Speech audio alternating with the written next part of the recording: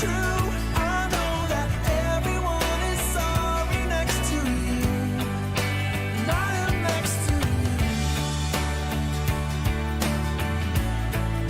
and I am next to you.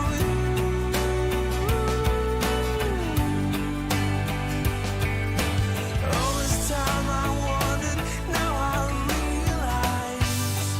Let me reach out to you.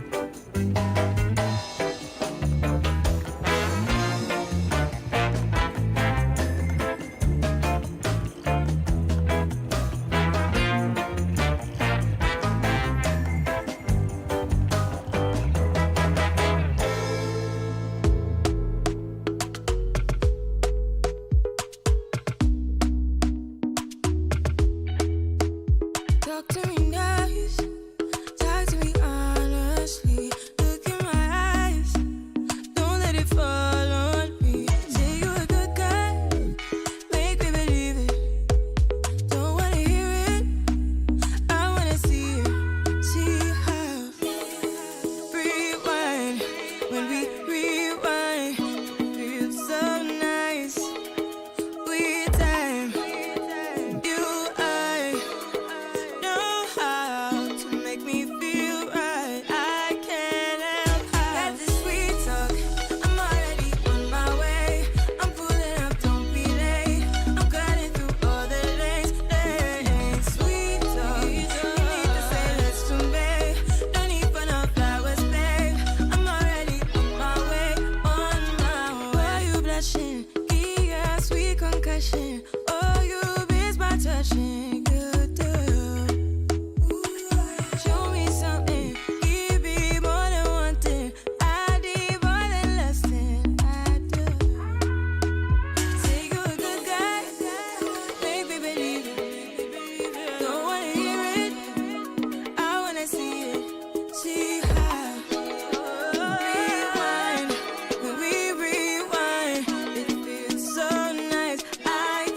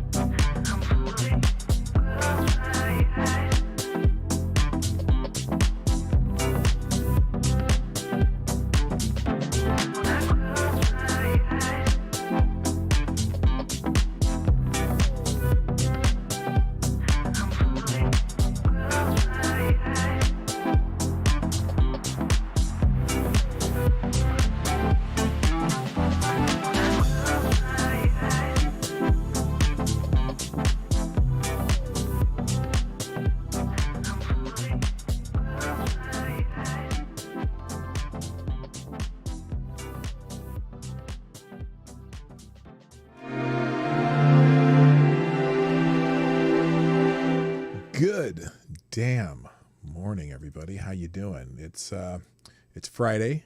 Happy Friday. I don't know why that didn't work. Hang on. That should have worked. Okay, there we go. I fixed that. I hope you all are got a good plan for the weekend. My weekend is going to involve tilling, digging, moving dirt, moving rock, moving big rocks and little rocks, and because we're building a new patio in my backyard, and it's gonna be painful.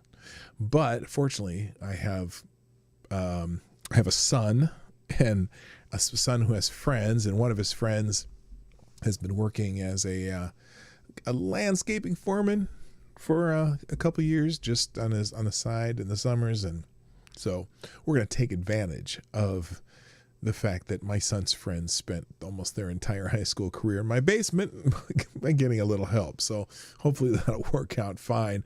Other than that, I hope you guys have good plans for the weekend. And I know some of you work on the weekends or whatnot, and your weekends are different days, but find something constructive to do. I am going to finish my video on the good Senator White House, which I joked about him, about the all-white club he belongs to. It's, it's funny. It's a joke, and hopefully you'll find some humor in it, and we'll see what happens from there. But anyway, I have a ton of news stories, which today I think I'm just going to touch lightly on each one, except for a couple I'll go into a little more detail, but just it's more of a news show today. So get ready for the Friday version of the Morning Night Live right after we play the intro. Johnny, play the intro.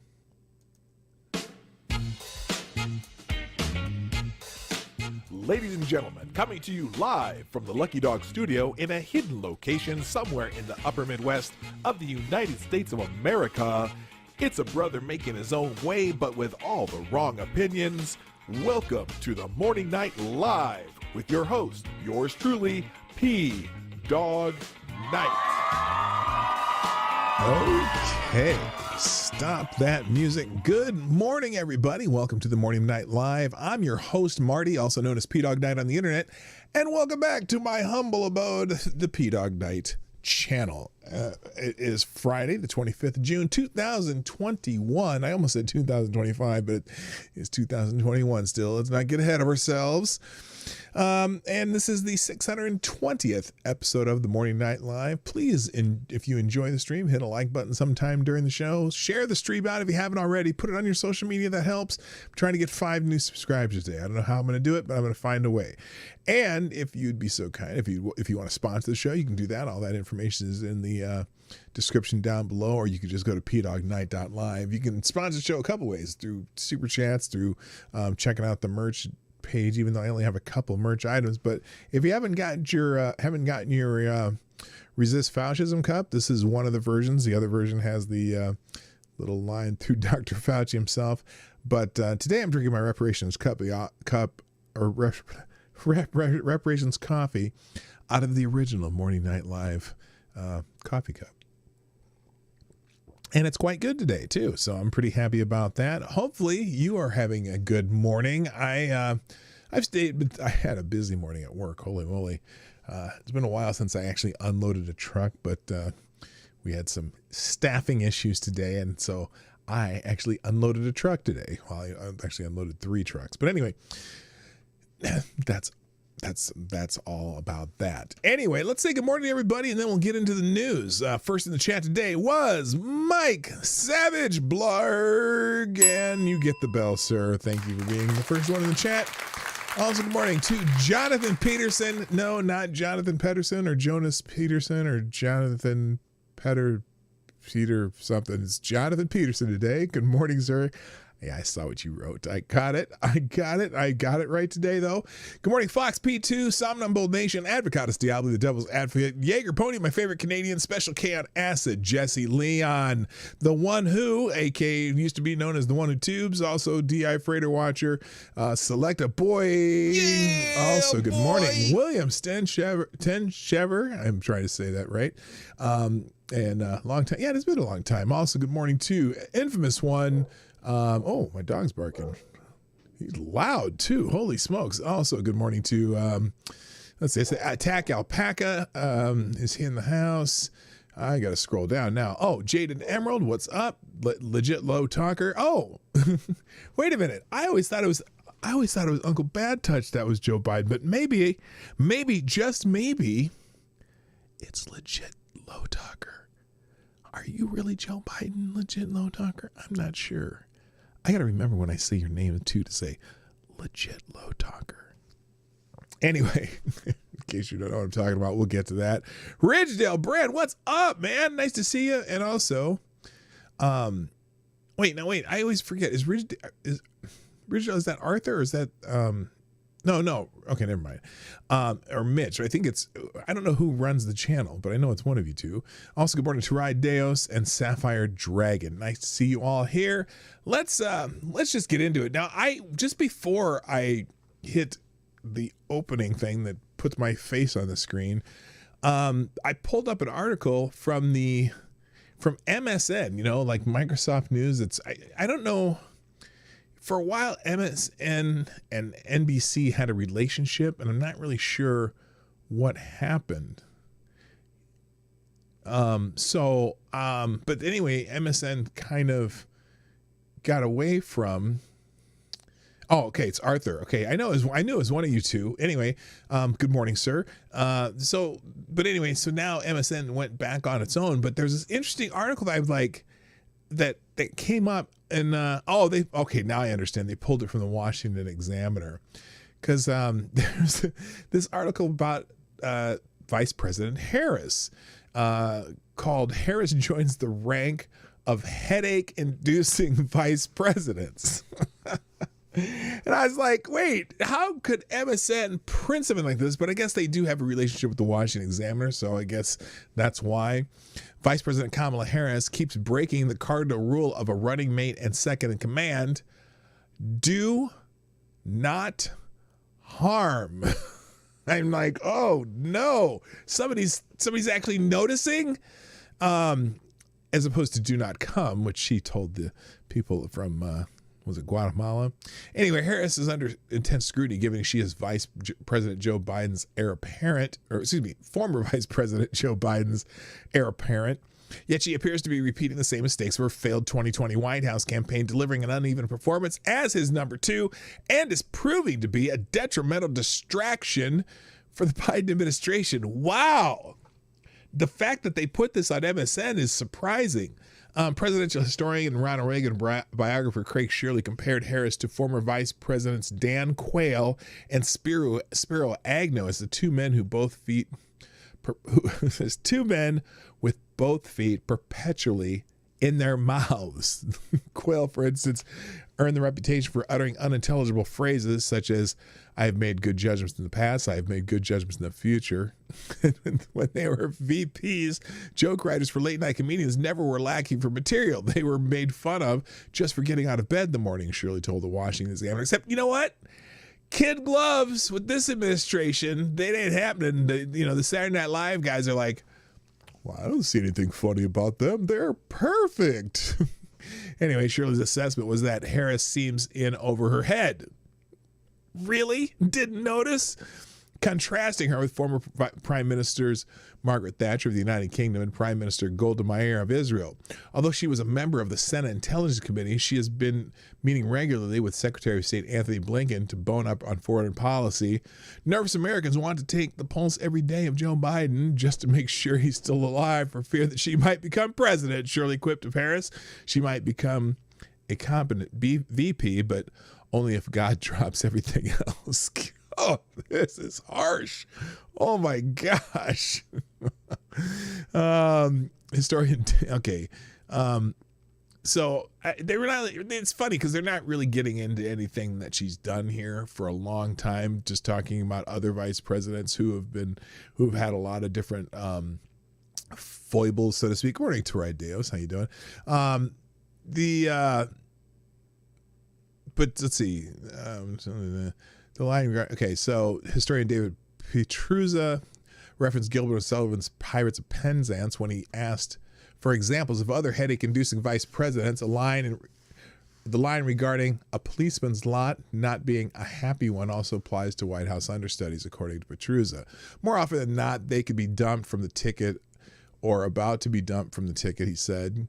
Petruzza cited rumors that Calvin Coolidge was going to be nixed from the 1924 Republican presidential lineup before Warren Harding's death in 1923. The same speculation plagued Charles Curtis and Herbert Hoover's doomed GOP re-election run in 1932. Okay, so this is a history. This is more of a history of awkward and bad vice presidents, but they do mention a couple of them down here. Her awkward moments range from accidentally saying abandoned landmines instead of abandoned mine lands during a January West Virginia local news media interview, lobbying Democratic Senator Joe Manchin on the $1.9 trillion coronavirus spending package, to handing out cookies sharing her likeness to reporters on a trip to the Northern Triangle earlier this month. Yeah, the cookies. I'm sorry. I'm surprised they didn't say eat me on them. Anyway, so anyway, there's a little interesting that that shows up in MSM News, Microsoft News Network, whatever. Let's move on. The big news from yesterday is that at least 4 have died and 159 missing following a partial collapse of a building in Miami-Dade County, Florida. Mayor Daniela Levine Cava confirmed on Friday that at least 4 people have died and 159 are still unaccounted for following Thursday's partial collapse of a 12-story residential building in the South Florida community. Local authorities say that search and rescue efforts are ongoing at the scene and police investigation into the collapse is underway. Governor Ron DeSantis declared a state of emergency in Miami-Dade County, and President Biden also approved an emergency declaration that allows the Department of Homeland Security and Federal Emergency Management Agency to coordinate all disaster relief efforts. Now, I found this a little weird that they made it optional for FEMA to do work here, because it's not a typical natural disaster. But apparently this building had just been going under inspection, and there was something about the building seemed to be sinking a little bit, and then but whatever happened, but not a good deal. Let's see, 120 people have been accounted for, according to Mayor Charles Burkett of Surfside, Florida. At least 10 people are being treated for injuries. So let's see, emergency response officials announced that a family reunification center has been opened in Surfside. It's interesting as I watched, you follow this on Twitter, and everyone's like, someone was bitching about Ron DeSantis being on Fox News last night. Now, clearly, he'd been at the site of this disaster the entire day, and he went on Fox News and he was talking about the disaster. It's like, it's as you watched as I was watching my Twitter feed, people were just bitching about Ron DeSantis. Oh, of course he's on Fox News. He just, Death Santis. That's what they like to call him.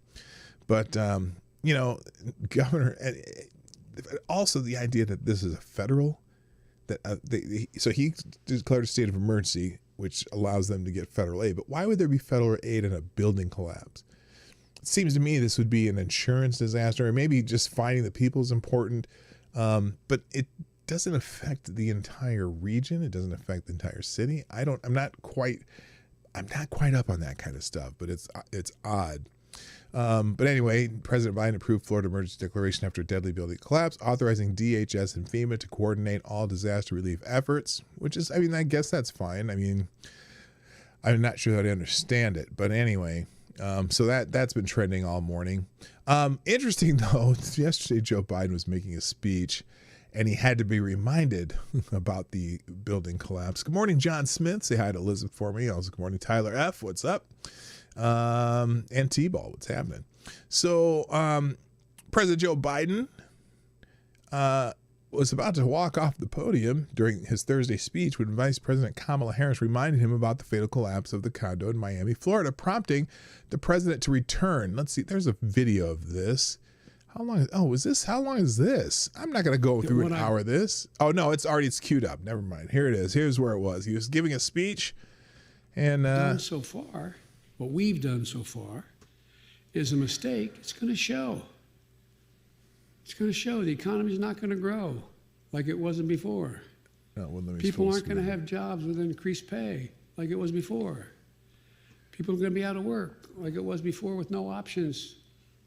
Unemployment's going to continue to climb. No, what's funny about this, as he's talking, this part of this speech, what the hell is he talking about?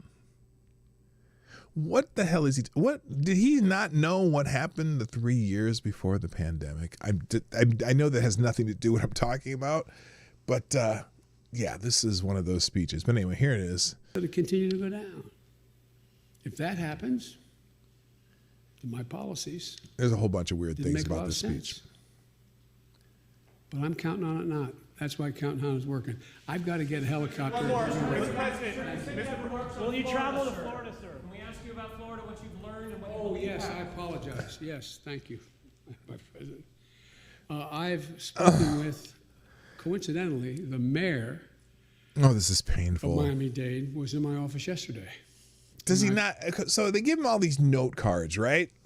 And he works off these note cards. Then he goes off the cuff and says something stupid. But he has all these note cards, right? Isn't there a note card in there that said he probably should talk about Florida, the disaster in Florida? I mean, she has to remind him. And it got me to thinking about something else. Thank you, Gamer Verlene. It expedites recovery resources and assistance from out of state for body recovery and storage. Okay, thank you. That makes sense. That makes sense. Florida has sinkholes like New York has hot dog carts. Yeah, that's another thing. I'm wondering if that was due to a sinkhole too. So anyway, back to Biden. The fact that she has to remind him. It's not on his note cards, right? I also wonder too. Remember the other day when he came to the podium at I think it was at the G7, and he said, you know, as usual, I have a list of people I have to call on. And I've been thinking about this since then. Who's making the note cards of people he needs to call on? That's one question. And then the second question, you know how he's always saying, I'm going to get in trouble for this, but, and then he says something. I'm going to get in trouble for this, but. Okay. Joe Biden, you are the president of the United States. And you're saying that you're going to get in trouble for saying this, but who are you going to be in trouble? Who are you going to be in trouble with?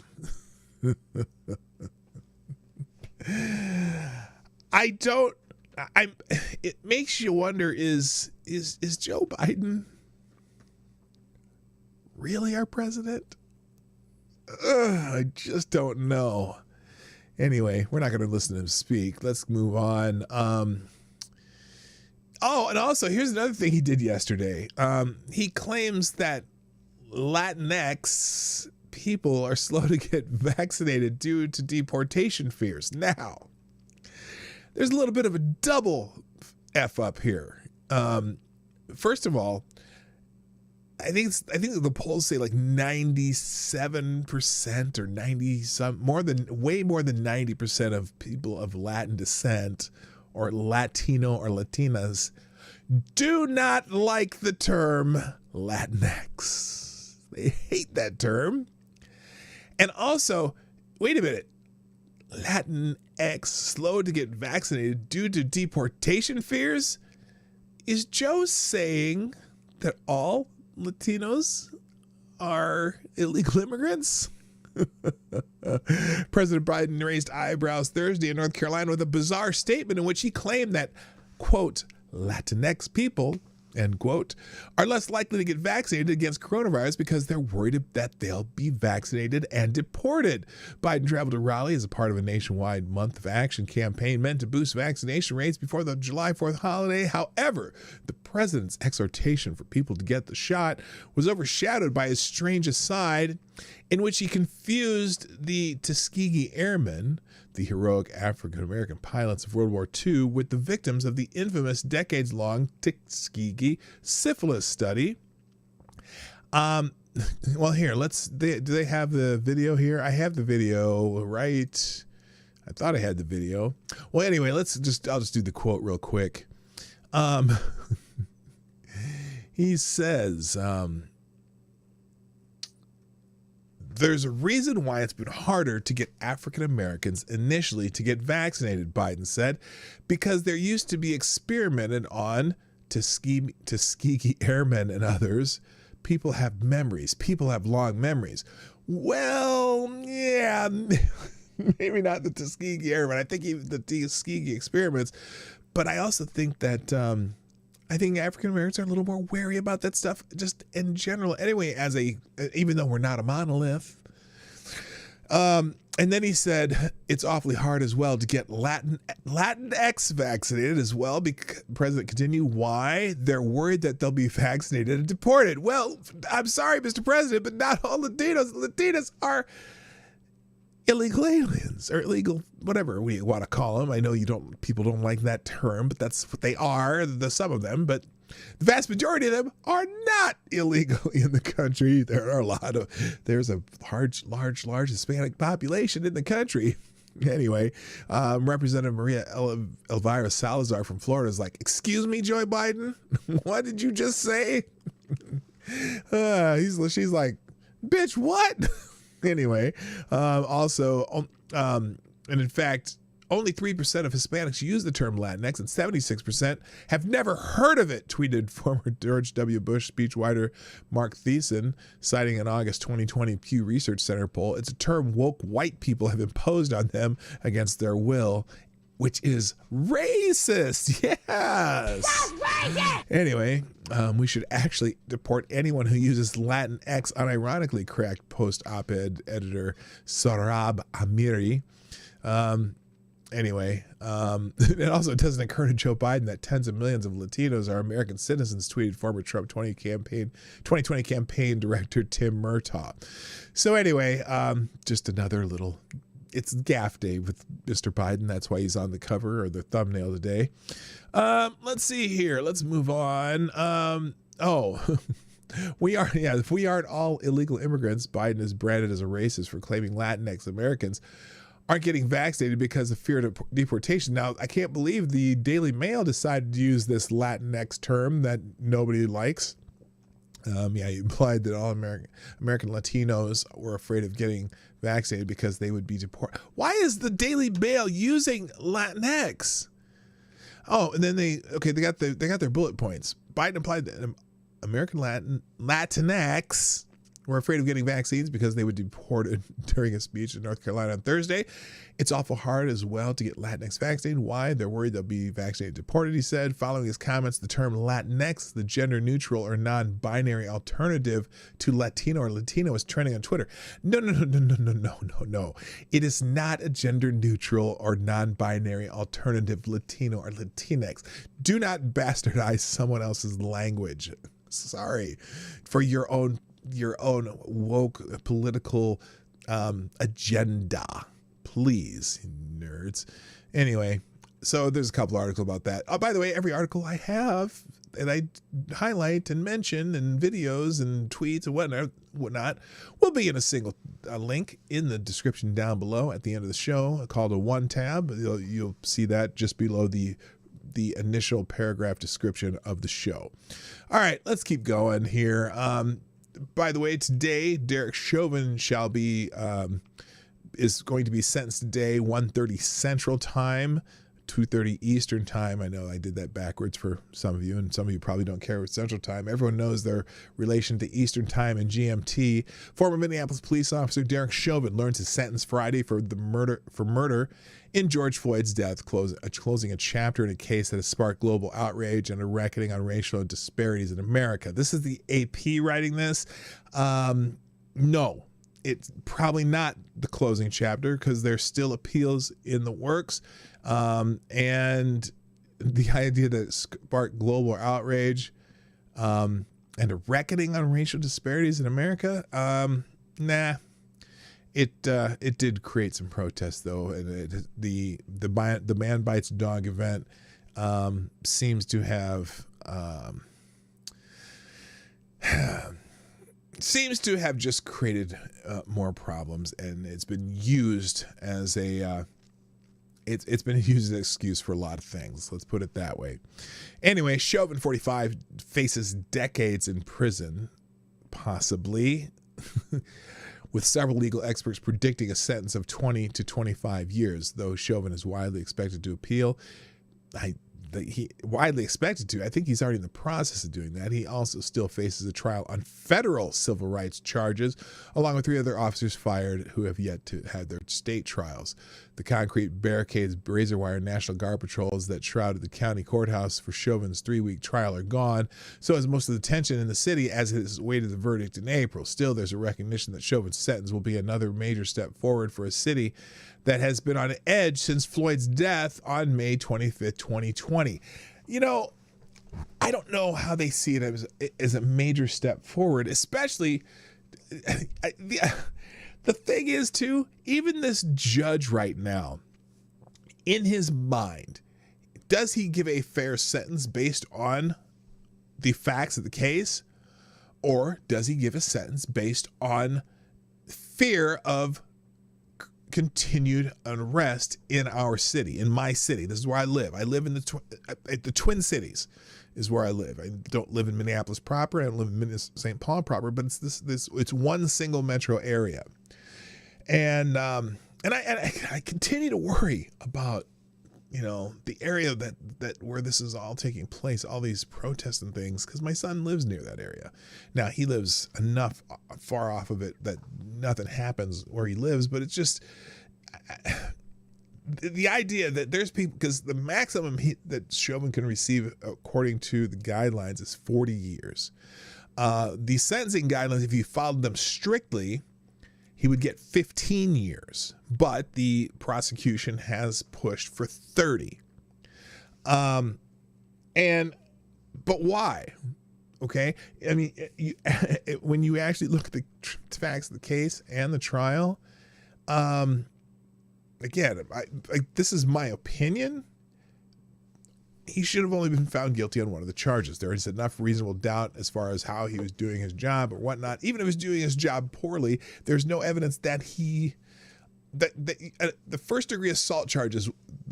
Okay, so the murder charge, which is required to have a first degree assault charge attached to it. Okay, they didn't really get me to believe that this was an intentional first degree assault. And I'm going by what Minnesota law says. And it doesn't mean that you have an intention to harm someone, because they made it clear in the case that it's not an assault where you intend to harm someone, but it still has to be an intentional assault. And when did the assault happen? There's nowhere where I can go, you intentionally assault somebody, which would be a requirement for the particular murder charge that they asked for. So that's why I say there's reasonable doubt on that charge. Both of the two murder charges were similar in that they had to have a prerequisite assault, and I haven't figured that out where that is, because whether he was doing his job as he was trained but doing it poorly, or just, you know, the restraining a suspect and his lack of situational awareness, that's why I say the manslaughter charge probably makes sense, because he should have been aware of what was going on with George Floyd as they're restraining him. But anyway, I keep going back on that. But under Minnesota statutes, Chauvin will be sentenced only on the most serious charge, which has a maximum sentence of 40 years. But case law dictates that a 30-year sentence would be the practical maximum sentence. Judge Peter Cahill could impose without risk of being overturned on appeal. Prosecutors asked for 30 years, saying Chauvin's actions were egregious and shocked the nation's conscience. Irrelevant if they shocked the nation's conscience. That's the thing. The prosecutors in this case are using the argument that it shocked the nation's conscience. That's completely irrelevant in the sentencing on on any charge. What other people think, oh my God, just crazy. What other people think, what the public opinion on it has zero relevance, in my opinion. Anyway, so that's happening today. CNN also, I've got a couple of articles opening, just the fact that he's being sentenced today. And there was a pretty long Twitter thread on this today, and most people saying that he deserves the maximum because of reasons. Because they want to call it murder. And because murder's in the name of the charge. So anyway, hello, Jedi Ghost Bear. How you doing? Per Nate, the lawyer's work on Chauvin case, it's pretty obvious to me that an assault took place. It would be if you and I did it, P-Dawg. Once it becomes unjustifiable, it became assault. Yeah, look, when did it become unjustifiable though? When did the restraint become unjustifiable in that case? If you look at if you're only looking at that whatever second video of them on the ground, you might be able to say that, except there is a reason why you would restrain a suspect who refuses to get in the car on the ground. And when does that become assault? That's their job. Now, so I don't know. If you and I did it, well, yeah, we don't have arresting powers. We wouldn't be in that situation. This is a police action. This is a, so anyway, and so I disagree with Nate on that. I saw that video too. I disagree. It becomes an assault when, this isn't a normal me and some guy in the street and I'm, have him pinned to the ground for no reason. There's a reason that he was being restrained. There's a reason he was on the ground, because he refused to get in the car. In fact, he asked to be put on the ground. There's a reason why the police officers were there, because they got called on a call in which they were, he passed a fake $20 bill and he was high. That's the reason Derek Chauvin was there, is because the first two set of officers could not get him into the car because he refused. He struggled to get out of the car, even after Derek Chauvin offered to turn the air conditioner on and make it comfortable for him. He said, no, I just want to lay on the ground. He's on the ground. He's a suspect in a case where they're arresting him, and then they see that he's in distress. They call an ambulance because he's saying he can't breathe, but he still needs to be restrained because he's already struggled to get away from them. So that's where I say, where does the assault occur? When they first restrained him on the ground, or in the middle of the process of restraining him on the ground? When does the assault occur? That's where I'm saying. If you and I did it, yeah, that's a whole different story, because we probably wouldn't have those other factors. So that's my opinion. And again, I think the manslaughter comes with the lack of situational awareness. So, all right, let's see. What else do I got here? Oh, and here's the other thing about this. I've been saying how the media is so hell-bent on making George Floyd this symbol, this angel, by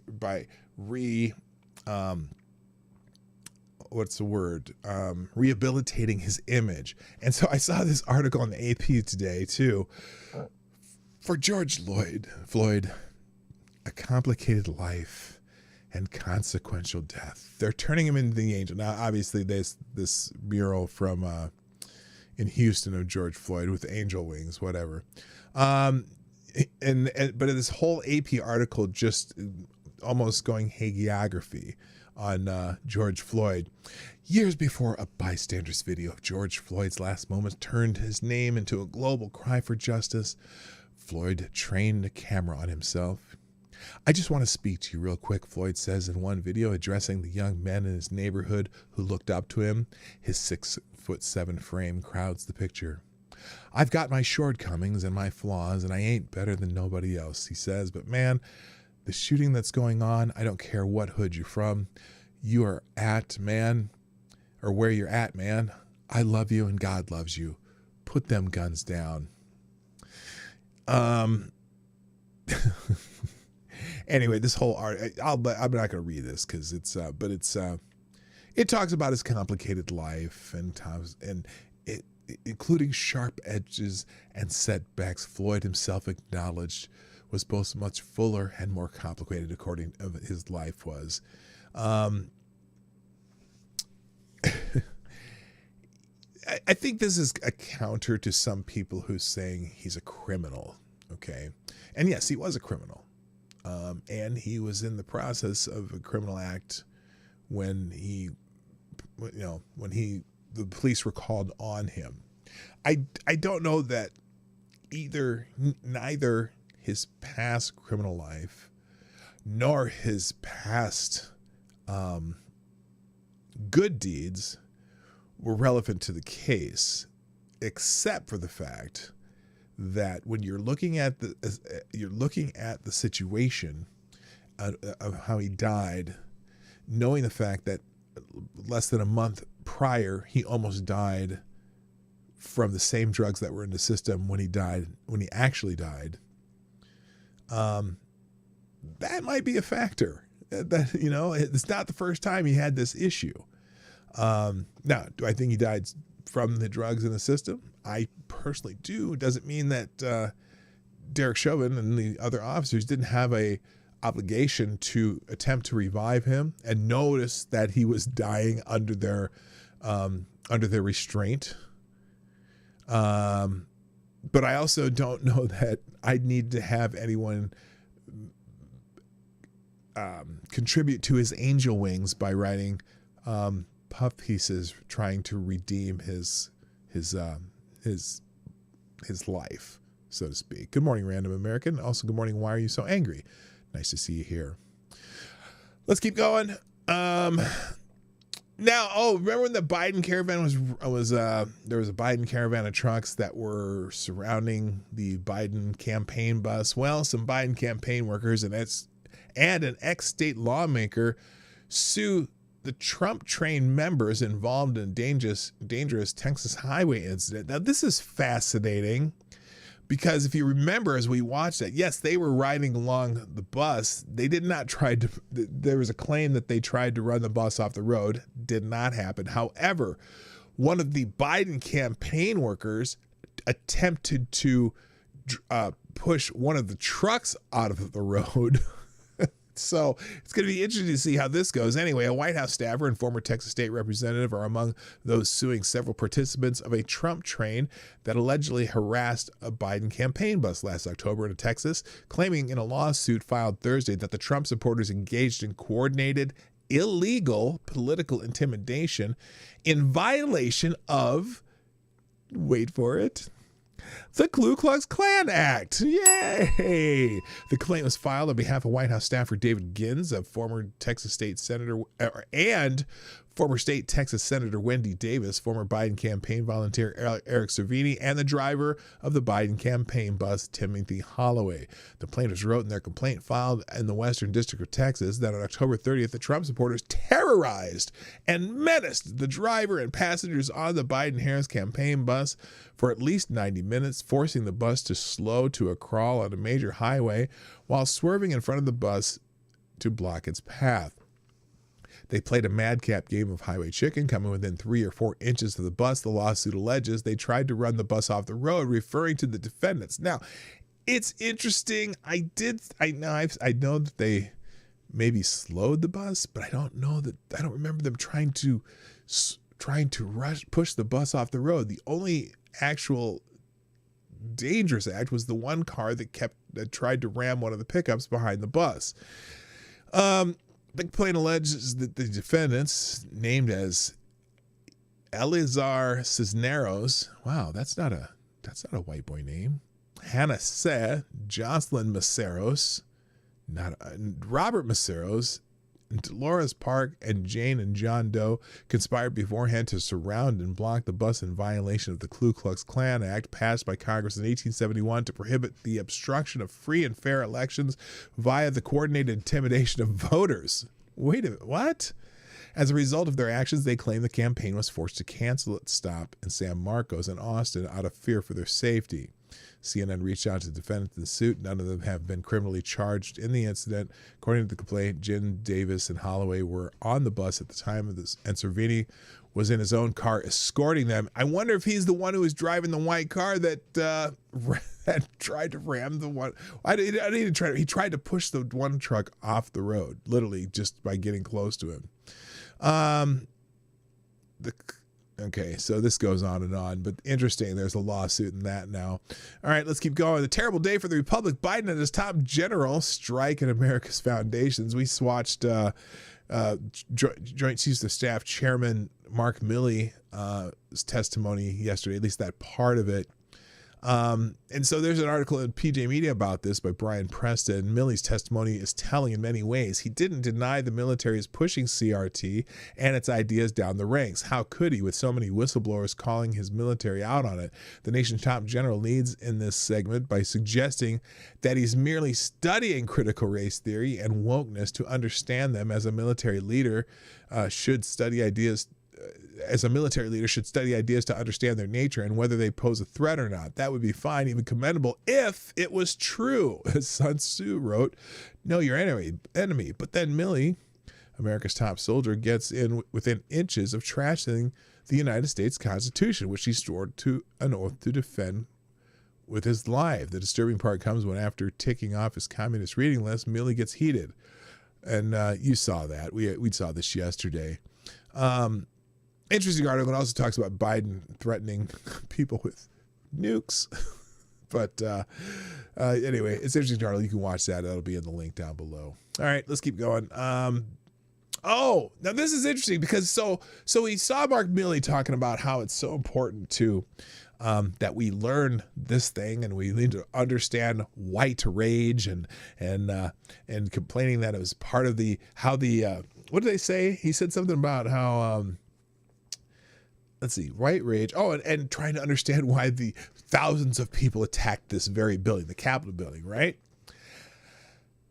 So, but again, remember the very first thing. Now, if you remember, the very first thing he said yesterday in that little clip is that he did not know what critical race theory was. He said whatever that is.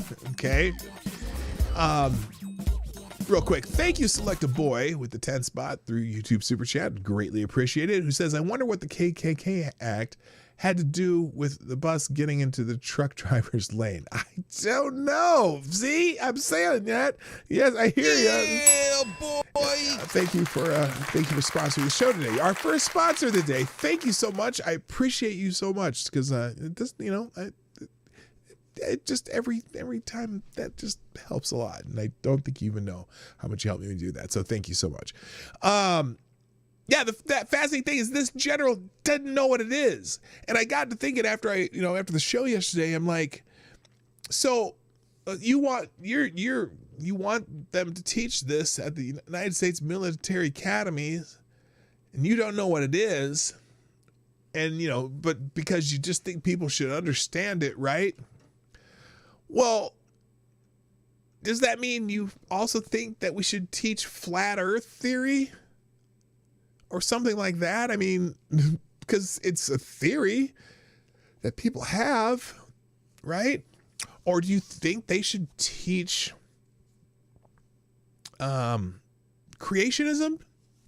It's a theory that I know they don't like to have you teach things like that in some schools. So do you teach it just because someone has a theory, or do you know what it is and can say that it's something that is necessary for people to teach? And I was watching Hotep's Been Told You last night, and Hotep Jesus made a great point. You know what I think the people at the United States Military Academy should be studying, or what? This was him said this last night. You know what the people at the United States Military Academy should be studying? The enemy. And again, as I said yesterday, the United States military might be the most diverse and meritorious and, as far as institution in America, the most they were talking about equity. And I'm like, no, we don't need equity in the military. We need people who are really good at certain things doing those certain things, whatever that is. They need to do their best specialty, whatever that is. So I don't know. Anyway, and then they also mentioned Joe talking about, this was weird. So, okay, that's his speech. Let's get down to Biden here.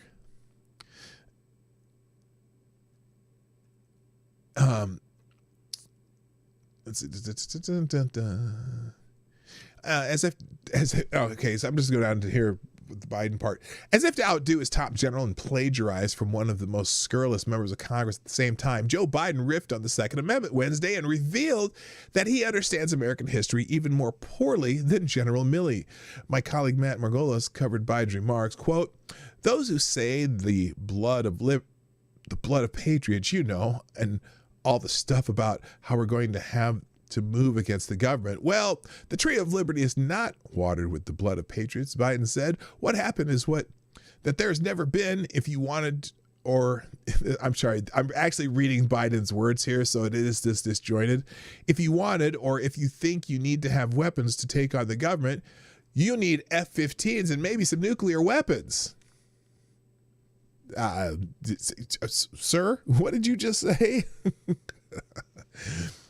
Of those who say, whom Biden glibly denounces, is Thomas Jefferson. Thomas Jefferson says that's his author, the primary author of the Declaration of Independence and third president of these United States, who wrote the following in a letter to William Stephen Smith, son-in-law to America's second president, in 1787, quote, "And what country can preserve its liberties if their rulers are not warned from time to time that their people preserve the spirit of resistance?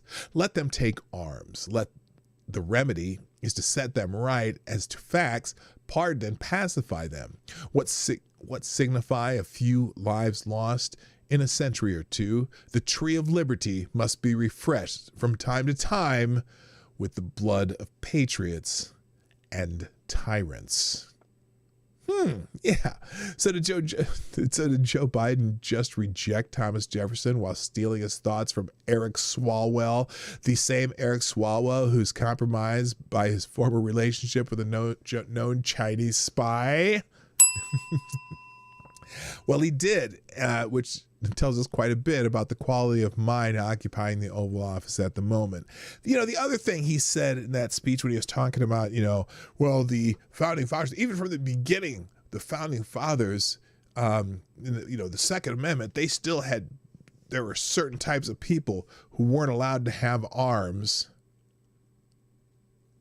Oh, really, Joe? Joe, do you remember which people weren't allowed to have arms? Yeah. Oh yeah, that was people like me, melanin enhanced people. No, it wasn't. That's not even true though, because in the non-slave states, the right to bear arms was still, everybody had arms. And the other thing he said, he said that he made the fallacy that you weren't allowed to have cannons. You couldn't have any kinds of arms, right? Like you weren't allowed to have cannons. That is completely false. There were a lot of people who owned cannons. There were people who owned cannons on their shipping boats. There were people who owned cannons they had their own. There were a lot of people who had cannons. You could have just about any kind of weapon they want. They didn't restrict that. That's kind of funny that he would have even said that. Anyway, all right, let's keep going. What did I miss here? The Democrats, a bunch of unarmed people almost took the government on 1/6. Yeah,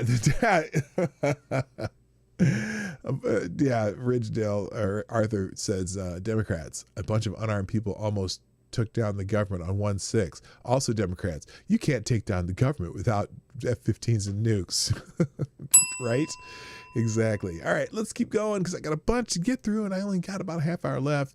Oh, and also the other part, so we're so worried about making sure we can teach critical race theory in the military academies, right? But Biden shortchanges the defense program aimed at stopping China. Lawmakers hammer the White House for merging spending in the Pacific Deterrence Initiative. This is some news from yesterday. The Biden administration in its 2022 defense budget, underfunded a vital program dedicated to stopping China from advancing in parts of the Pacific Ocean. The administration fell about $1 billion short of the $4.7 billion the Pentagon's Indo-Pacific Command requested.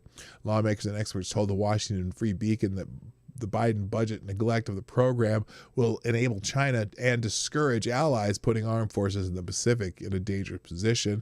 Senator Marsha Blackburn, Tennessee, a member of the Senate Armed Services Committee, said that Biden budget shows a major disconnect between what the Department of Defense needs and what the White House is willing to give it. Blackburn pointed to the Guam Defense System, a massively underfunded program tasked with protecting the more than 160,000 U.S. citizens living on the island.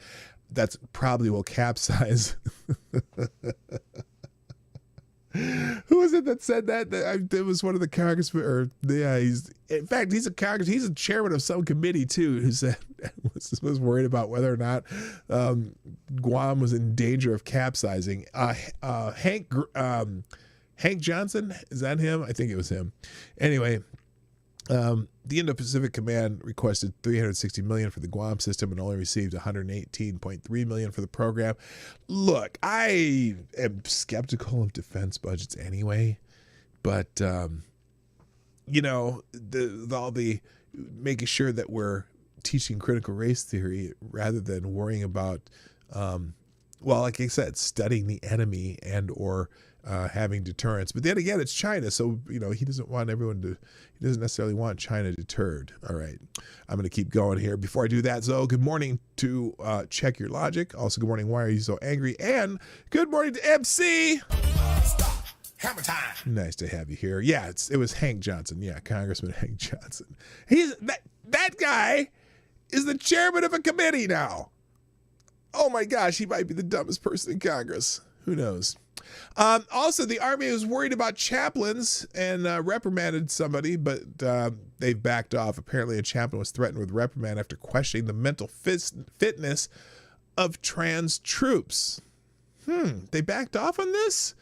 I'm shocked. I would think General Milley would be all over this. Anyway, the U.S. Army backed off from punishing a chaplain who faced a potentially career-ending rebuke following a Facebook post in which he questioned whether transgender people possess the mental fitness to serve in the military. First Liberty Institute, which legally represented Chaplain Major Andrew Calvert, announced Thursday that the Army will not be issuing a formal reprimand against Calvert, according to the Christian Post.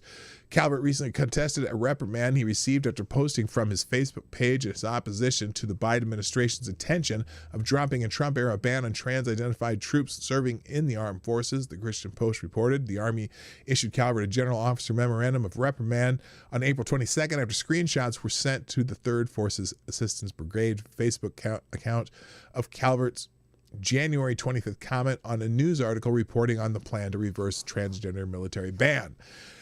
An investigator determined that the chaplain had violated a Defense Department directive and suspended him from his duties. The outlet said, according to First Liberty, Calvin's record will be cleared and he will remain eligible for future promotions and assignments. Interesting. It depends on if that's a procedural thing that they have to allow. That's probably very well could be a procedural thing, and that they had to remove the reprimand. I don't know, but someone said we're very happy for Chaplain Calvert, and we commend the Army for making a right decision. First Liberty General Counsel Mike Berry said in the statement, "No service member should ever be punished because of their religious beliefs." Okay, so they capped it in religious beliefs. The thing is, I don't want to take this as a slight against trans people, but there's all kinds of reasons why you can't be in the military, and a lot of them have to do with things that you're required to have medications for, right? So I think there's some restrictions on, for example, diabetics in the military. There are several different medical reasons why you can't be in the military. So it fascinates me that we have this push to forced to have trans people in the military when trans people have to take their hormones to maintain, there's no good way to say this, but anyway, to maintain their gender. Okay. So a trans person who is on a medication, if they're out in the field, let's say we do get into a military conflict where you're stuck in Afghanistan or some remote mountain for 6 months, where, now we have to make sure the supply line to get your hormones to you are going through and they're not able to. And that creates some torment on a person's body who's in transition. And transition is not there is no such thing as a permanent transition. Transition is always ongoing if you have to be on hormones, because if you don't continue to take the hormones, your body reverts back to its natural state as the physiological person that you are, as opposed to the psychological person that you want to be. So to me, it makes sense why you would not have trans people in the military from an operational reason, not for a discriminatory reason, but strictly from an operational reason, the same way you wouldn't have other people who need medications to survive. You know what I'm saying?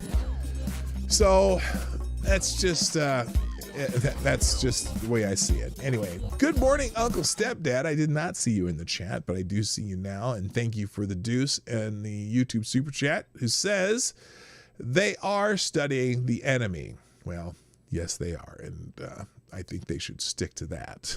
Thank you very much, Uncle Stepdad, for the deuce. Greatly appreciated. Thank you for sponsoring the show. All right, where was I? Let's see. Did I skip that one? Skip that one. All right, let's get into the next one here.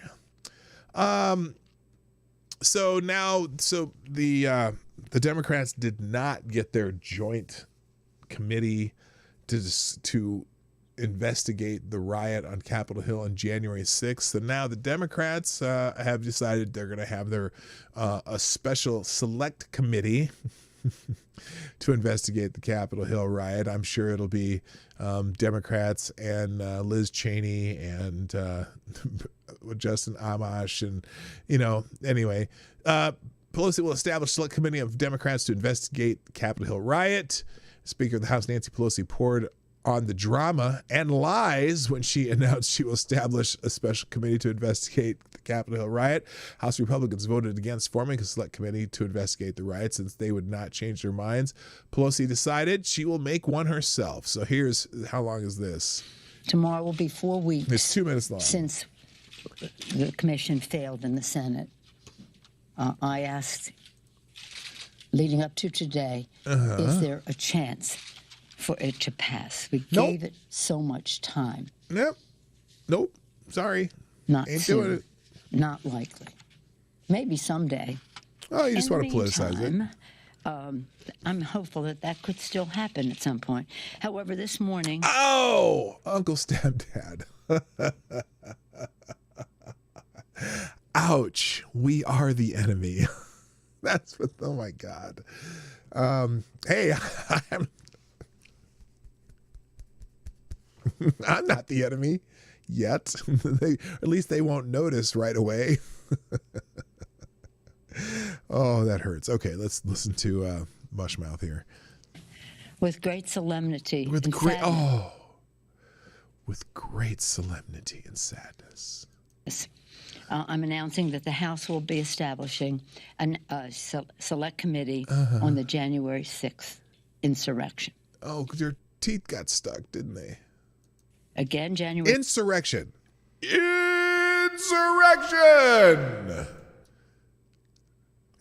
Stop saying insurrection. Jesus Christ. 6th was one of the darkest days in our nation's history. Really? One of the darkest days in our nation's history. There have been lots of days like that. They just don't acknowledge them. There have been protests there before. There have been bombings there. They attempted to breach the White House last year. They attempted to break into the Supreme Court of the United States last year. And I don't condone any of them, including what happened on the people who are breaking stuff on January 6th. But the people they just let in, I kind of try to figure out why. Why were some of those people just let in the building? The first people got in and went through an open door. Oh my gosh. Hello, hypnagogic monk. it now 3 times. It is imperative that we establish the truth of that day and ensure that an attack of that kind cannot happen, and that we root out. You know what's fascinating? They keep talking about this like there is a dire threat of this happening again. Where's it been? Because you know the other kind of protests happened all summer long, but this one just kind of went a couple hours and done, and they haven't seen anything from it since. I'm just curious. The causes of it all. The Select Committee will investigate and report on the facts and the causes of the attack, and it will report recommendations. She slipped. What was she gonna say there? Because she slipped. Facts and the causes of the attack, and it will report recommendations. It will make. I wonder what that's gonna make. What is it gonna make there? Just curious. For the prevention of any future attack. Just to remind all of you, 9/11, people keep referencing the 9/11 Commission, and 9/11 was signed into law by the President of the United States on November 27th, 2002. She needs new denture cream, or whatever it is that sticks her dentures, 'cause they slide around too much. It really is really annoying. 14 and a half months after 9/11. Okay. In the meantime, Congress had a bipartisan committee investigate 9/11. I served as co-chair of that as a ranking Democrat on the Intelligence Committee, so I know it full well. Yeah. Is there any difference? Are there any differences between what happened on 9/11 and January 6th? Well, I guess there really isn't, is there?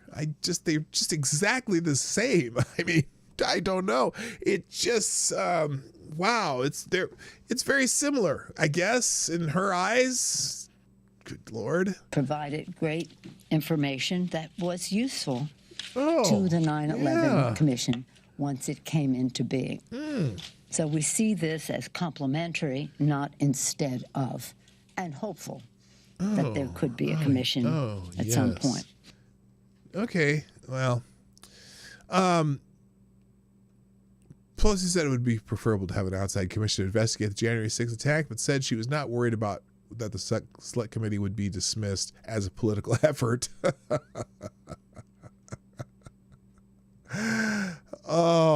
With a Select Committee, Democrats are likely to have unilateral subpoena power. Oh, that's perfect. Just as Republicans did when they created a Select Committee to investigate the deadly 2012 terrorist attack on the U.S. compound in Benghazi, Libya. The Select Committee is likely to closely examine the role Trump played in the lead up to the attack, in which the former president spread lies, this is their words, about the 2020 election being stolen from him. But the panel could also look at the role some House members played, including McCarthy's conversations with Trump as the riot was unfolding. Wow.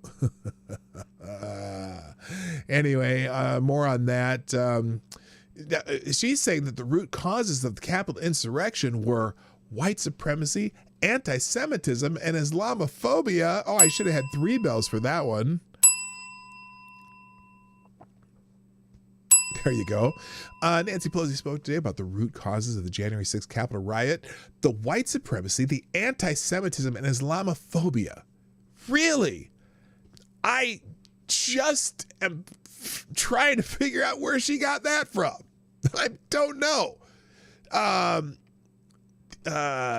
the rest of it was so evident when you see a sweatshirt on one of the people saying Camp Auschwitz.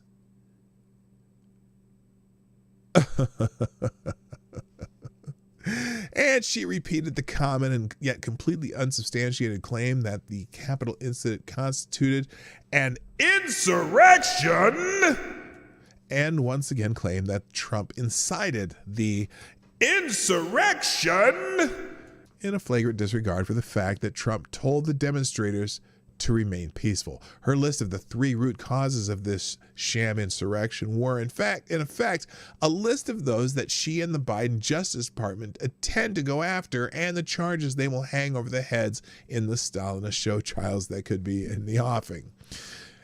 As many have pointed out, this was no insurrection. No one has ever been charged with such an offense. Protesters were unarmed. The claim that they used a fire extinguisher to murder a police officer, although repeated far and wide, has been completely debunked. The idea that a great mass of people who entered the Capitol on January 6th and stood around snapping pictures and gawking at statues were there to overthrow the government at the behest of a rogue president is a paranoid leftist fantasy, not a reality. Perfectly worded. Thank you. And you can read the rest on your own. But anyway, so that committee's coming up and it's going to be another show trial. Also, Dems are bidding to rewrite the defund the police history with the help of the media. Guess who suddenly wants to give more money to the police? That's right, Democrats and the left, with President Joe Biden urging that COVID funds be used to hire cops. Oh, and they want everyone to simply forget that they were the ones pushing the defund of the police in the first place. Meanwhile, their left-leaning stooges in the media are only too glad to carry their water. Analysis is a quote. Democrats are showing urgency on public safety led by President Biden's new crime-fighting agenda, read the New York Times headline Thursday, a day after Biden unveiled his plan to combat spikes in gun violence. So here's the thing. Here's the thing. You know the thing. You know the thing. Now, so because there's lots of new crime, right? Crime rates are up, carjackings are up, murders are up, robberies are up. All kinds of beautiful things that criminals like to do are up. And so now they're kind of coming in with this, oh, we got to be a little more tough on crime thing, right? Hey, does anyone remember the last time Joe Biden decided to get tough on crime? What happened? Yeah, lots of brothers in jail, right? And who's his vice president? The former top cop in California, Kamala Harris, who liked to keep people in jail because they needed some yard work done at some of the government buildings and stuff. So she needed, this is just too precious. And Biden's what his COVID relief package included no such thing. Yeah, they're talking about taking some of that funding that they were for COVID and using it for police departments. The Times frames this as GOP attacks. Okay, wait, let's read a little more of this. Give the grave lady points for brazenness. Such cheerleading could have been drafted by the White House itself. Was it? Let's be honest, Democrats who demonized the cops and called for defunding them betrayed a complete contempt for public safety. No, Biden himself didn't scream for defunding. But he refused to condemn those who did. Instead, his campaign insisted Joe hears and shares the deep grief and frustration for those calling out for change. Dems are now rallying with sudden confidence around a politically potent cause, funding the police, declared the Times. Translation, they now realize voters may hold them responsible for the damage caused by their irresponsible actions. Well, yes, crime has gone up as they've pulled back police. As usual, the Times frames this as GOP attacks, as if the problem only exists in the minds of conservatives. The paper laughably accuses Republicans of trying to scuff up Mr. Biden's largely favorable image by highlighting crime. Well, the victims of crime are probably saying, what the hell's going on here? What did you do there, Joe? Anyway, so yeah, that's kind of funny in the New York Post today. Tamir Rice. His mother is having a little bit of a kerfluffle with Sean King, saying that you robbed me for the death of my son. On Tuesday, Samaria Rice, the mother of Tamir Rice, condemned former Black Lives Matter leader Sean King as a white man. Oh my gosh! You're fucking a white male! And an imposter. She accused him of trying to fundraise off her son's death and off of a call she had with him. She described the call as very toxic and uncomfortable for me. Why do you think it's so important to tell folks we had a conversation? Well, we talked and everything that was said was very toxic and uncomfortable for me to hear that you raised additional money and then say you did not want to bother me, Rice wrote in a post on Instagram. Personally, I don't understand how you sleep at night. I never gave you permission to raise nothing. Along with the United States, you robbed me for the death of my son. So anyway, now this is interesting because I don't know why PJ Media uses this, but they even say a white police officer shot and killed Rice's 12-year-old son Tamir in Cleveland, Ohio in November. His death received national coverage and boosted the Black Lives Matter movement. And then King raised $60,000 for the family, but family attorney Timothy Kucharski said that neither he nor the Rice family had heard of King or the fundraiser, and they had not received any money. A court seized the money King raised and to put into Tamir Rice's estate. Rice launched a second charity drive, raising $25,000 for the family. Who knows if they got that money either. Anyway, so now mom is feuding with Sean King and calling him white boy, and there is some evidence that King probably is really white. I don't know. It doesn't really matter. He's still Kareem Abdul-Jabbar. Yes, he can't be Caucasian. Talcum X, yes, grifter extraordinaire. Yes, Thurgood partial. Anyway, let's keep going. On guns and crime, one cheer for Biden. The president is evasive on the causes of the crime spike, but tacitly bows to reality. For all the talk of Joe Biden's cognitive decline, he appears to have kept in mind that the new era of liberalism will not begin in a time of mass violence and urban decay. The president's initiative to curb the decades-high spike in homicides and shootings announced on Wednesday gets at least some of the facts right. A White House memo on the crisis reveals that homicides rose 30% and gun assaults rose 8% in large cities in 2020. And the president said things are slated to get worse. They say the world looks different. Whose fault is that? Oh my gosh. Anyway, if you want to hear more about their plan, which again, you know what?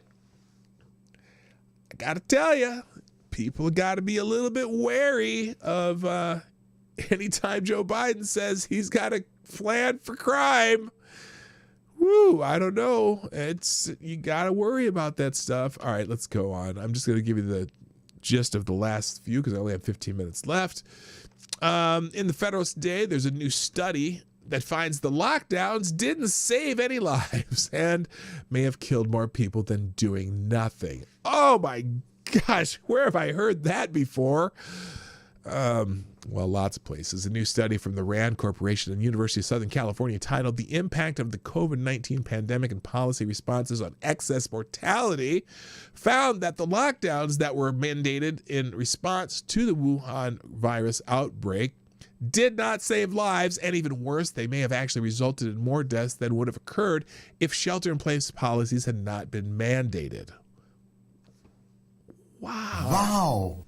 The paper out this month found that following the implementation of shelter-in-place policies, excess mortality increases, noting that the increase in excess mortality is statistically significant in the immediate weeks following shelter-in-place implementation. We failed to find that countries or U.S. states that implemented shelter-in-place policies earlier and in which shelter-in-place policies had longer to operate had lower excess deaths than countries/U.S. states that were slower to implement shelter-in-place policies, the researchers reported. We also failed to observe the differences in excess death trends before and after the implementation based on pre-shelter-in-place COVID-19 death rates. So anyway, basically they're saying, there were.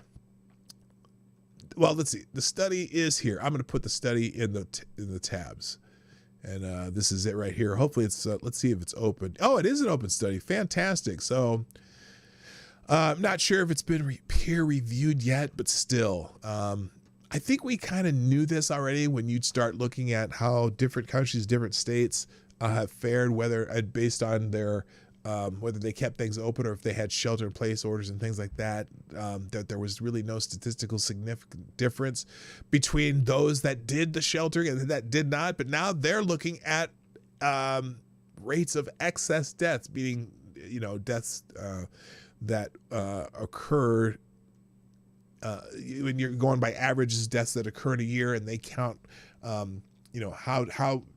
did this year trend based on other years. And there's all sorts of excess deaths in many categories that are not stupid 19 related. And so I think that's where the study goes. I'm not sure how long it is, but it'll be in the link. Let's keep going. China. By the way, China requested that the National Institute of Health delete samples from stupid 19 patients in early 2020. Oh, I wonder why they did that. The Daily Mail reported that an American professor retrieved his files deleted by the National Institute of Health containing crucial data from the earliest confirmed COVID patients. It appears the patients came down with the virus well before the infamous seafood market outbreak China pointed to as the pathogen point source. Oh, really? Well, we've been learning that a lot lately. The American professor who spotted their deletion and managed to recover some of the data said that they suggested COVID was circulating long before China's official timeline. They found the early samples of the virus were more evolved than would be expected of a pathogen that had recently jumped from animals to humans, but did not say it gave more weight to the lab leak theory. Professor Jesse Bloom, a virologist at the Fred Hutchinson Cancer Research Center in Seattle, said he believed China had removed the files to obscure their existence. British scientists told Mail Online the findings confirmed COVID was spreading in people before being linked to wet markets, perhaps a month earlier. So, yes, there was a cover-up, and they had 45 samples. China asked them to delete or destroy the samples.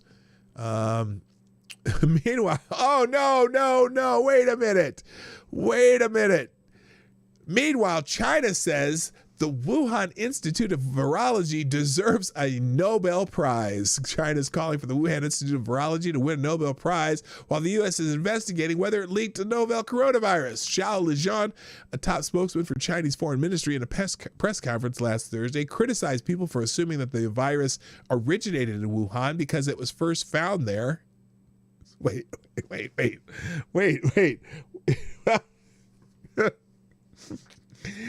Criticized for people for assuming that the virus originated in Wuhan because it was first found there, and dismissed the theory that the virus was made in the lab and had escaped. The genome sequence of stupid 19 was first identified by Chinese scientists, but that does not mean Wuhan is the source of the coronavirus, nor can it be inferred that the coronavirus was made by Chinese scientists. Yeah, well, sentence is technically correct. He later added that the team in Wuhan should be awarded the Nobel Prize in Medicine for their research on stupid 19 instead of being criticized. Really? I don't think so. Let's get out of that one. Anyway, there's a little more there, but I'm not reading it. And apparently the White House has deleted a Fauci video telling vaccinated people to avoid unvaccinated people. The White House Twitter account quickly deleted a video of Anthony Fauci pushing Americans to get vaccinated against stupid 19 in response to the emerging Delta variant, reposting an edited version of the video, excluding a portion where Fauci instructs vaccinated people to avoid congregate settings with unvaccinated people. Do they have here's the video. What is this? Greetings, everyone. My name is Dr. Tony Fauci, and I'm the director I am the pteranome of the Allergy and Infectious Diseases. I'm the pteranome that funded indirectly the Wuhan gain of function research. The National Institutes of Health. And I'm here to talk to you today about the Delta variant that causes COVID-19. Did they change this? We're not going to watch this. I can't even listen to him because I really think that maybe we should all wear masks in perpetuity, 20 at a time, and also wear one over your ass so that in case you have an accident, you don't know what to do with it. Anyway, God. Let's see here, just to keep going. Georgia conducted, this is one. There's a whistleblower in Georgia. And apparently they conducted a secret investigation of tainted ballots and pressured the monitor to recant an affidavit. Last year, poll monitors in Fulton County, Georgia, testified that in November there were boxes of mail-in ballots for Joe Biden that looked like they'd been run through a photocopy machine. Really? One suspicious box was opened and inspected by state investigators, according to a report from Real Clear Investigations. A whistleblower also told Real Clear Investigations that state investigators pressured her to recant her story about unusually pristine mail-in ballots during the November hand recount. I felt I was under investigation, a longtime Fulton County poll manager Susie Voiles said. She said her sworn affidavits had been used by election watchdogs to sue the county for access to the potentially fraudulent ballots. Despite the testimony of poll workers and potentially fraudulent ballots, the state never disclosed its probe publicly or to election watchdogs seeking access to the ballots in questions. State officials also neglected to inform the judge hearing the lawsuit that they were conducting such an investigation, even though the judge had issued a protective order over the ballots in January. In a 9-page amicus brief recently filed in the case, attorneys for the Office of Secretary of State Brad Raffensperger urged Superior Court Judge Brian Amaro to deny petitioners' request to inspect the ballots, calling them a fishing expedition. Well, wait a minute. If your elections were so perfect, why would you care? Oh, wait. This might be true. Anyway, Frances Watson, chief investigator for the Secretary of State's office, confirmed a statement to RCI that she sent investigators to Fulton County earlier this year to inspect the batches of sealed ballots. Poll monitors involved in last November's hand recount had described the mail-in ballots in sworn affidavits as devoid of creases and folds and featuring identically bubbled marks for Biden, but the state said it could not find any ballots matching that description. Our investigators looked into it and, well, we just didn't find anything, she said, while adding the investigation is still ongoing. Oh, so the secret investigation they don't want anyone to know about? Oh, this is just conspiracy theory. Come on, everybody just disregard what I just read, because that's just a conspiracy theory. Hey, did you know Chelsea Clinton sits on the board of a company accused of defrauding investors? Oh,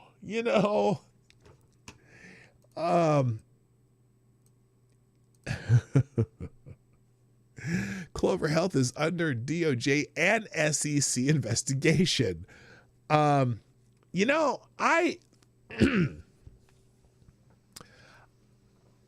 I think perhaps if you're involved in the investigation of Clover Health, I would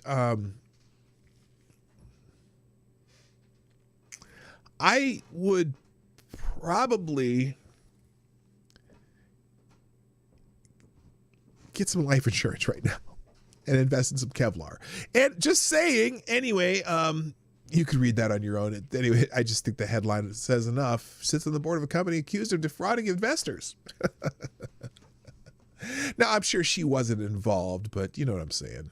By the way, if you want to see the sentencing of Derek Chauvin at 12:30 Eastern time, 2:30 Eastern time, there's a link to the live stream from the Star Tribune, which is the local Minneapolis paper. That will be in the links down below. All right, keep going. Creepy Joe. Oh, what?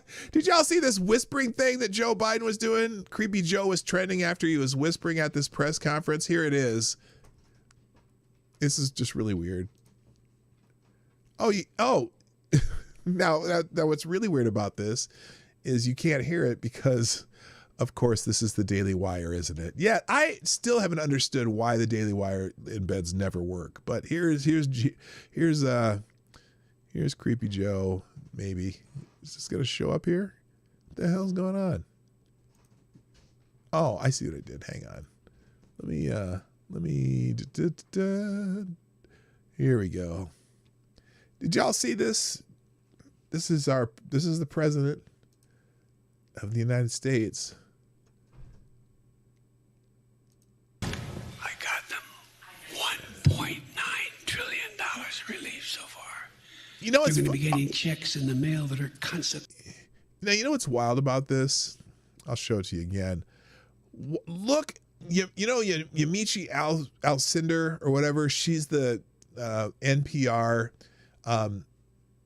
reporter, White House reporter, that Isabella D. Lakova, thank you for being here, and appreciate the $5 sponsorship of the show with just a thank you, Mr. Dawg, with a heart and us, and thank you. Thank you very much. I appreciate that. That's very kind of you. Watch her, because remember when one of her first questions in a press conference was talking about her lead into her question was, President Biden, the American people voted you in because you're a decent and good man and this and that and da-da-da-da-da. And how does it feel being the president? I mean, some stupid, taint-licking question that she gave him. But watch her as he's whispering. She is just enthralled by Joe Biden. Watch this. This is weird, too. I got them $1.9 trillion relief so far. She's just They're going to be smiling. getting checks in the mail that are consequential. I wrote the bill on the environment. Pay them more. This is an employees bargaining chip now. What is he What's doing? happening? I got them. Oh my gosh, she's just so weird. Okay, so let's stop that. They're going to be. Who knows why he did that? Anyway, all right, I got to just give you headlines because I'm running out of time. U.S. media has the lowest trust in media in 46 countries surveyed, according to Reuters. I'm sure Bryant Stelter is just thrilled.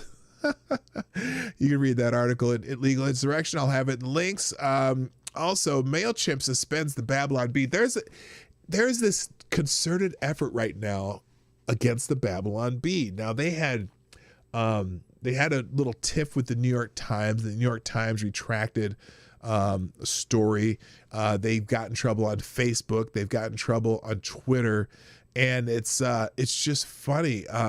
And so now MailChimp has suspended the Babylon Bee.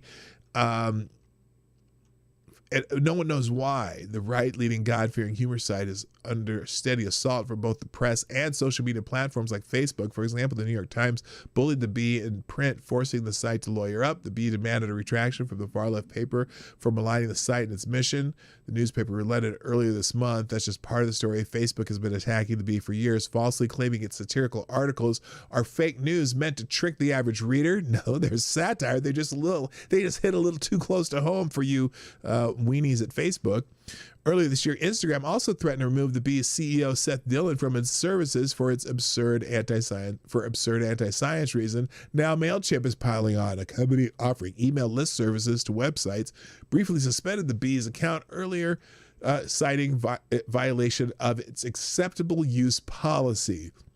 So some of the Bee people are just laughing about it, and because they don't understand satire that is aimed at them. So who knows why that is? That article's in the tabs. Also, this infrastructure deal. Read this editorial. I'm not going to read it, but it just tells you how this is probably a bait and switch on this bipartisan infrastructure deal that's apparently going to be passed through. That, because the Senate has to get 60 votes, so they're going to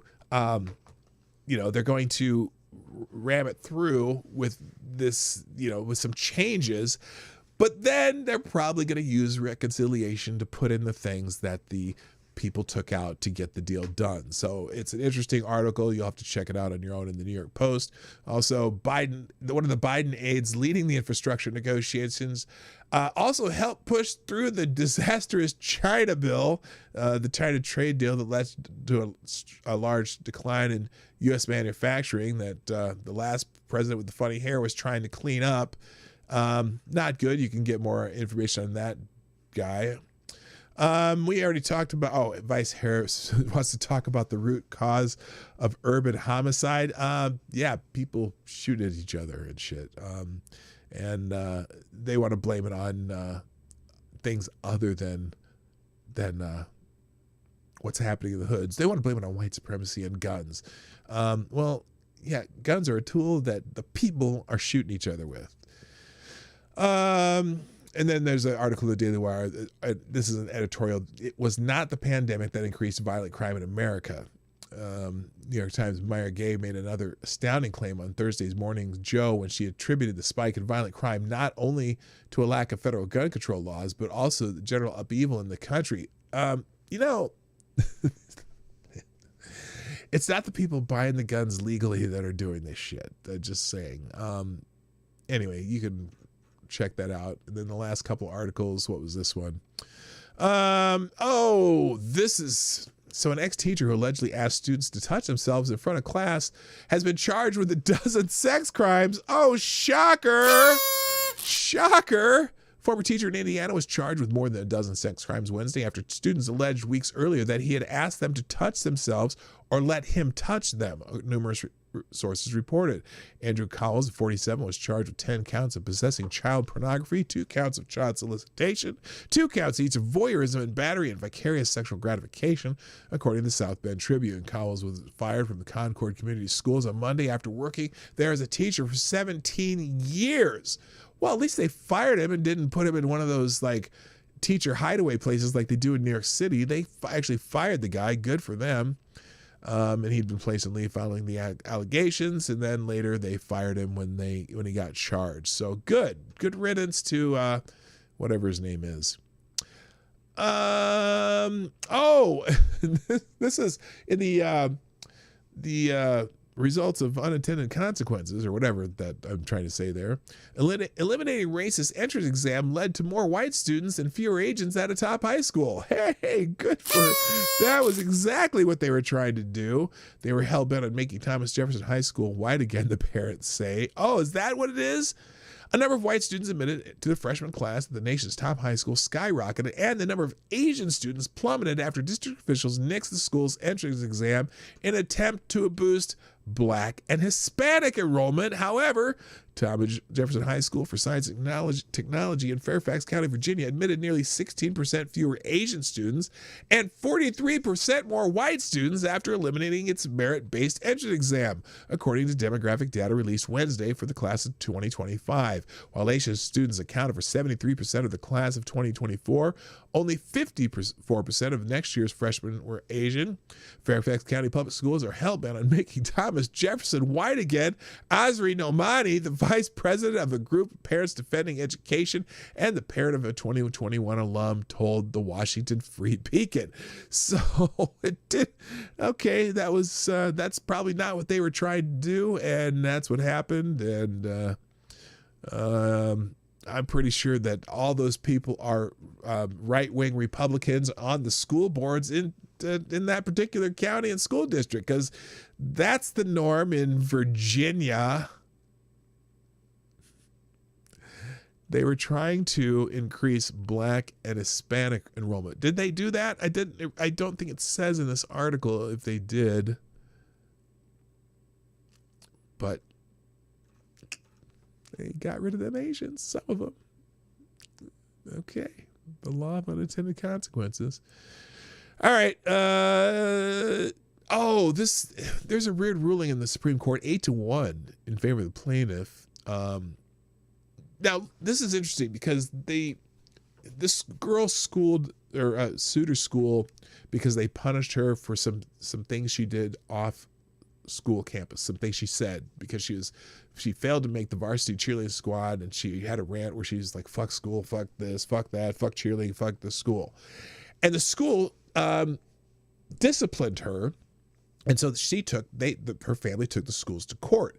And it went all the way to the Supreme Court that said that this girl bad-mouthing the school on social media was allowed under the First Amendment. However, they didn't, in an 8-1 decision, they still said that schools can regulate some of the things you say off campus or not related to school if it causes a disruption in the school. And apparently this particular rant did not do that. I don't know. Anyway, interesting article in the American Thinker about it, and I strongly recommend it. And then the last couple, I'll just throw the headlines because they'll be in the tabs. This biological male runner barred from the Olympic trials due to his testosterone. If you're not familiar with Cece Telford, she ran track at some Division II school out west. She was a he, and he was ranked like 200 one year in their event, and then later 470th. Then transitioned to female and became the NCAA Division II championship in the 400-meter hurdles, women's hurdles. Well, she wanted to try out for the U.S. Olympic team and got denied because she did not meet the Olympic requirements, testosterone levels for a full year like you need to, and so has been rejected from running in the Olympic trials, but says she will be back in the future, which will be interesting. But yeah, went from the 470th ranked male to the NCAA champion female women. Well, I would say men and women because male and female sex. Anyway, so sorry. Unfortunately, Cece will not be in the Olympic trials this year. And then the last two articles are just two Federalist articles on the lies that Joe Biden has told this year, and you can check those out yourself. Anyway, that's it for today, people. Thanks for being here. If you happen to have not hit the like button yet, please do that now before you go. And thank you for joining me today on the Morning Night Live. I'm here Monday through Friday, 10 o'clock Eastern, 9 o'clock Central, 1500 GMT for those people in other parts of the world that use GMT. And other than that, please throw a comment in the comment section. If you come back and watch the rest of the show, or for whatever reason, just come back and throw a comment in the comment section. And especially if you're watching this on the replay. And finally, if you want to sponsor the show, you can do that. There's all kinds of options down below. You can buy some merch, or you can do it monetarily, however you want to. Thank you for today's sponsors: Select a Boy, Uncle Stepdad, and Isabella Iakova, for sponsoring the show. And everyone in the chat, thanks for participating. I really appreciate you all. Probably won't be doing a weekend stream this weekend because at 7 a.m. tomorrow, I'll be digging up dirt with my son's friends as we make a patio. So you guys have a fantastic weekend. Time for me to go. My name is PDawgKnight, and I'm out of here. Bye-bye. Hey, this is PDawgKnight, and thank you for watching today on the PDawgKnight channel. If you have an observation or remark you'd like to make about this video or my channel, I absolutely welcome you to write it in the comment section down below. I really look forward to hearing from you. And before you go, if you like what you saw but you're not already subscribed, please make sure you hit the subscribe button and definitely click that bell that pops up afterwards so you'll be notified when I post new videos or when we go live. I broadcast my live show, The Morning Night Live, Monday through Friday at 10 o'clock Eastern, 9 o'clock Central. A special thank you to all the supporters of this channel who share our videos on social media and who make donations through Streamlabs, YouTube, Venmo, and Cashapp, which are all linked in the description down below. Thanks again, and until next time, I'm PDawgKnight, and I'm out of here.